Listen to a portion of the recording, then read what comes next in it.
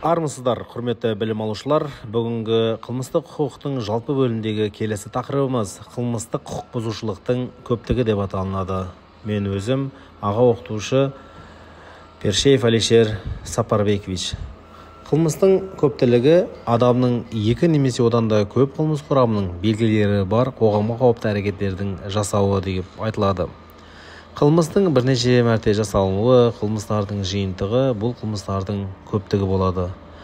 Мысалы, өзіміз пайдаланып жатқан қылмыстық құқық бұзушылықтың кодекстің ерекше бөлімінде белгілі бір бабында немесе бөлігінде көзделген екі немесе одан да көп әрекеттің жасауы қылмыстың бірнеше мәрте жасалуы деп айтылады. Ерекше бөлімнің түрлі баптарында көзделген екі немесе одан да көп қылмыс жасауы осы кодексте арнайы көрсетілген жағдайларда ғана бірнеше рет жасалған деп танылуы мүмкін.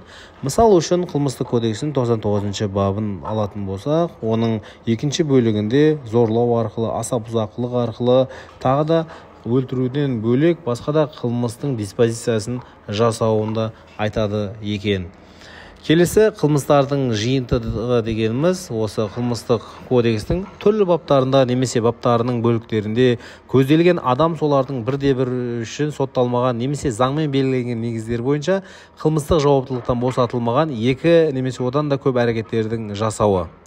Қылмыстардың жиынтығында адам егер жасалған әрекеттердің белгілері осы кодексте бір бабының бір бөлігін неғұрлым қатаң жаза қолдануы көздейтін нормасымен қамтылмаған болса, әрбір жасалған қылмыс үшін осы кодекстің тиісті бабы немесе бабының бөлігі бойынша қылмыстық жауаптылыққа тартылады.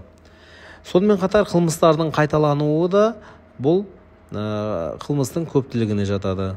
Сонымен бірге бұрында қасақана жасаған қылмыс үшін соттылығы бар адамның қасақана қылмыс жасауы қылмыстың қайталануы деп танылады. Енді қайталанудың түрлеріне тоқталып кетсек, олар негізгі қайталану, қауіпті қайталану, аса қауіпті қайталану болып бөлінеді. Қылмыстардың қайталануы, яғни қылмыстық кодексте көзделген негіздер мен шектерде неғұрлым қатаң жазаға әкеп соқтыратынын қаперлеріңізге саламыз. Бүгінгі дәрісімізде жалпы 4 сұрақ қаралатын болады. Бірінші сұрақ қылмыстық құқық бұзушылық көптілігінің ұғымы және оның түрлері. Қылмыстық құқық бұзушылық көптілігінің күрделі, жалғаспалы және созылмалы қылмыстық құқық бұзушылықтардан айырмашылығы. Қылмыс көптілігінің құқық қорғау органы қызметіне маңыздылығы. Екінші сұрақ қылмыстық құқық бұзушылықты бірнеше мәрте жасалуы ұғымы және оның белгілері. Қылмыстық құқық бұзушылық бірнеше мәрте жасалуының құқықтық зардабы. Үшінші сұрақ қылмыстық құқық бұзушылықтың жиынтығы ұғымы және оның белгілері. Қылмыстық құқық бұзушылық жиынтығы түрлері. Және төртінші сұрақ қылмыстардың қайталануы, оның түрлері, қылмыстардың қайталануының құқықтық зардабы. Бірінші сұрақтан бастаймыз. Қылмыстық құқық бұзушылық көптілігінің ұғымы және түрлері. Қылмыстық құқық бұзушылықтың көптілігінің күрделі, жалғаспалы және созылмалы қылмыстық құқық бұзушылықтардан айырмашылығы. Қылмыс көптілігінің құқық қорғау органы қызметіне маңыздылығы. Жалпы қылмыстық құқықта көптік деп адамның көнелік мерзімі өтпеген, не сотты болғандығы алынбаған және жойылмаған, не қылмыстық қудалау заңда сәйкес қысқартылмаған екі немесе одан да көп қылмыстарды жасағанын айтады. Күшіндегі қылмыстық заң қылмыстардың көптілігінің төмендегі түрлерін көрсетеді. Біріншісі қылмыстардың бірнеше жасалуы, екінші қылмыстардың жиынтығы және үшіншісі қылмыстардың рецидиві. Қылмыстық қудалаудың ескіру мерзімі өткен немесе соттылығы жойылған қылмыстар мен азаптардың көптігіне кірмейді. Бұл қылмыстық кодексінің 11 бабының 3 бөлігіндегі қылмыстардың қайталауына қатысты тікелей көрсетіледі. Сондай-ақ Қазақстан Республикасы жоғарғы сотының пленумы бірнеше рет назар аударған. Қылмыстардың көптігін бір қылмыстан, яғни бір қылмыс құрамның белгілері бар әрекеттерден ажырату керек. Яғни, егер қылмыс қарапайым құрамның белгілерін қамтитын қылмыстық мінез құлықтың бір актісіне көрсетілсе, онда бір қылмыстардың көптілігіне ажырату кезінде қиындықтар болмайды.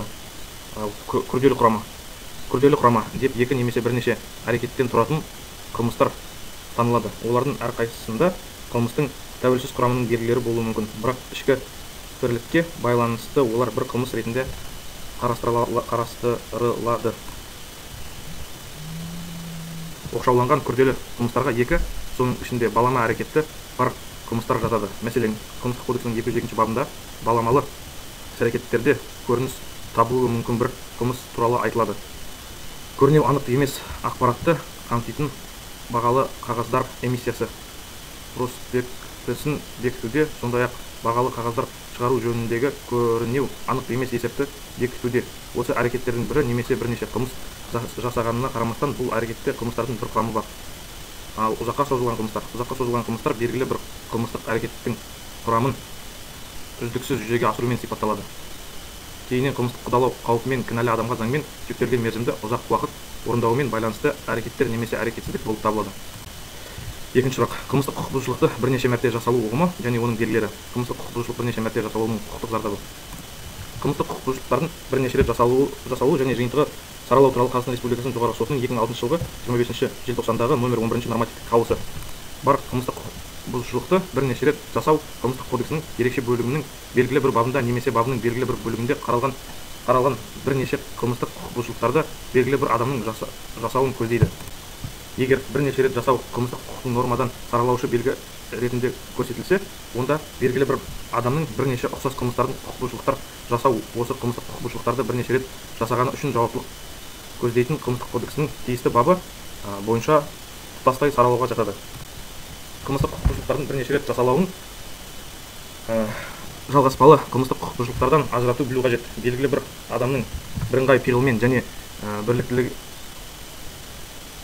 біріктірілген ортақ мақсатпен материалдық құраммен және келтірілген зардаптың біркелкілігімен сипатталатын қылмыстық құқық бұзушылық жасау тәсілі мен объектісі бойынша өзара ұқсас екі және одан да көп қылмыстық әрекеттерді жасауы қылмыстық құқық бұзушылықтардың бірнеше рет жасалуын құрамайды.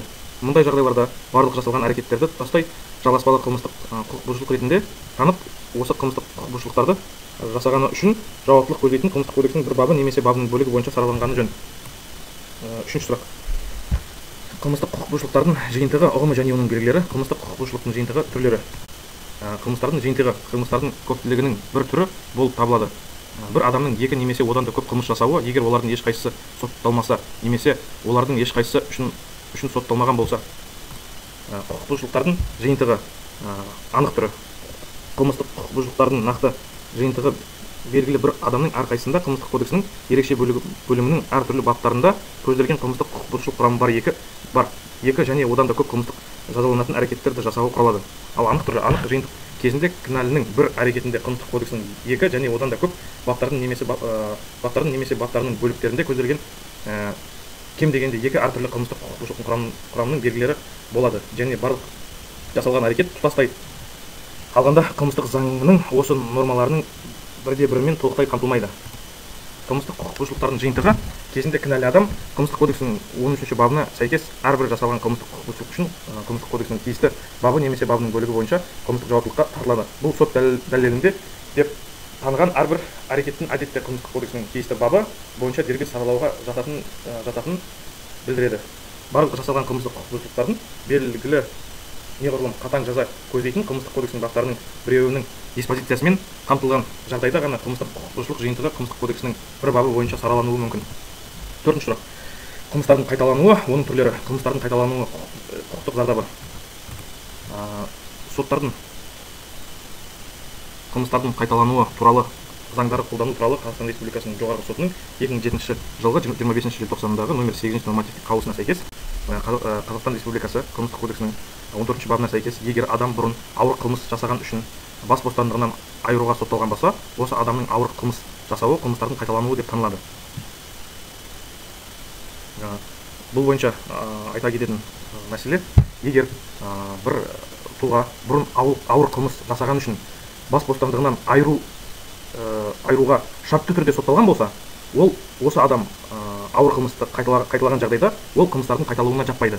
Себебі осы Қылмыстық кодексінің 14 бабына сәйкес ауыр қылмыс жасаған адам міндетті түрде бас бостандығынан айыру жазасына сотталуға қажет.